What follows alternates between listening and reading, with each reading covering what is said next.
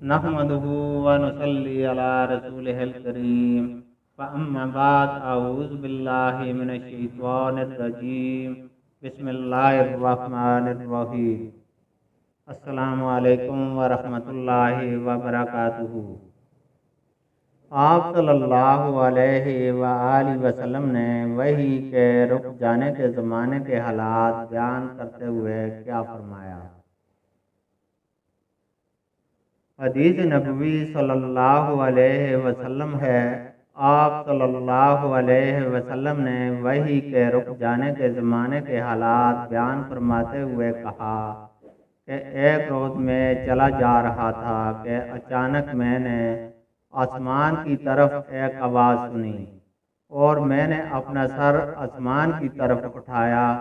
क्या देखता हूँ कि वही फरिश्ता जो मेरे पास गारे हिरा में आया था, वो आसमान और ज़मीन के बीच में एक कुर्सी पर बैठा हुआ है। मैं उससे डर गया और घर आने पर मैंने फिर कंबल ओढ़ने की ख्वाहिश जाहिर की।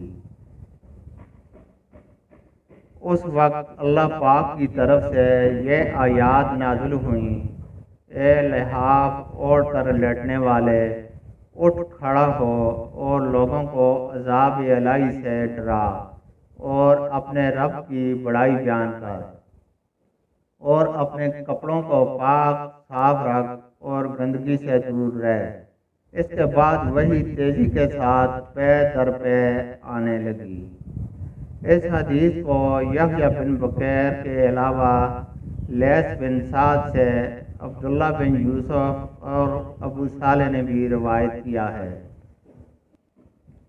और अकील के अलावा ज़हरी से इलाल बिन रवाद ने भी रवायत किया है। यूनुस और मोहम्मद ने अपनी रवायत में लफ्ज़ फवादा की जगह बवादरा नकल किया है। अल्लाह ताला से दुआ है कि वह हमें हर नेक बात सुनने की तौफीक अता फरमाए। आमीन।